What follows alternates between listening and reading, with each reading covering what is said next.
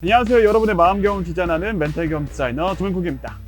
오늘의 심리학 뉴스는 1만 시간의 법칙은 틀렸다. 우리가 위선자를 싫어하는 이유, 독서의 효과입니다. 1만 시간의 법칙은 어떤 분야의 전문가가 되기 위해서는 최소한 1만 시간의 훈련이 필요하다는 법칙입니다. 하지만 최근 연습만이 최고를 만드는 것이 아니라는 연구가 발표되었습니다.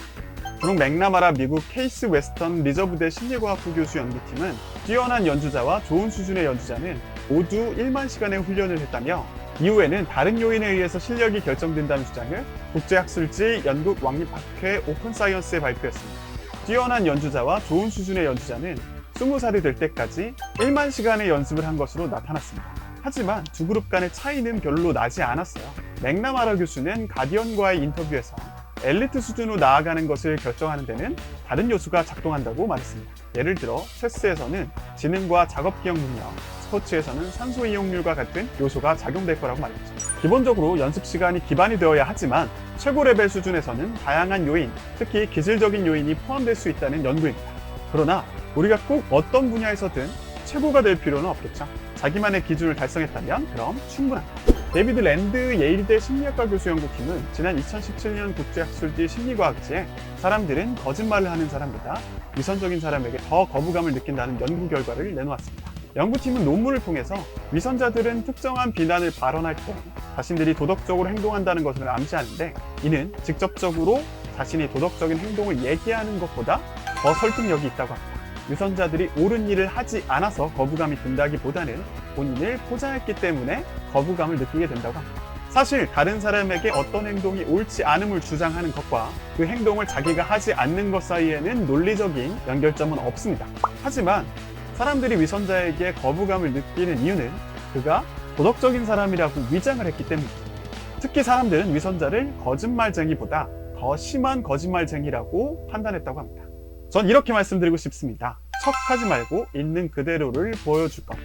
선을 위장하지 말고 보여줄 수 있는 만큼만 보여주세요. 네덜란드, 스위스, 인도의 신경언어학자와 뇌과학자들로 구성된 공동연구팀은 읽기와 관련된 새로운 연구 결과를 내놓았습니다. 연구팀은 독서가 시각단어 형태 영역이라는 내부위를 자극함으로써 시각인지, 시각 기억력을 높이는 데 도움을 준다는 연구 결과를 국제학술지 사이언스 어드밴스지에 발표했습니다. 연구팀은 인도 북부 우타루 프라데스주 러크나우 인근 마을 두 곳을 골라서 20, 30대의 신체적, 정신적으로 건강하지만 글을 알지 못하는 남녀 29명을 선발해 6개월 동안 읽기와 쓰기를 가르쳤습니다. 글을 가르치는 동안 연구팀은 주기적으로 fMRI 촬영을 해서 참가자들의 뇌기능 변화를 관찰했어요.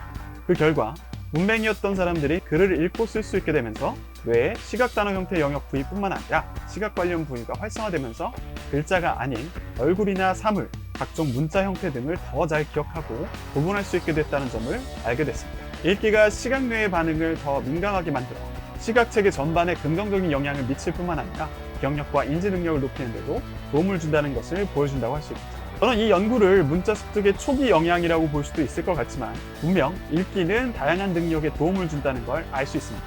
독서의 계절 가을이 왔습니다. 이만큼 효과가 있는 책 읽기 한 장만 읽겠다고 마음 한번 먹어보세요. 어느새 한 권을 다 읽는 날을 발견할 수 있을 겁니다. 어떤 책을 읽냐고요? 아까 화를 써야 했는데. 네, 오늘의 영상은 여기까지고요. 오늘의 영상이 마음에 드셨다면 좋아요와 구독 그리고 알람 설정까지 해주세요. 그럼 안녕!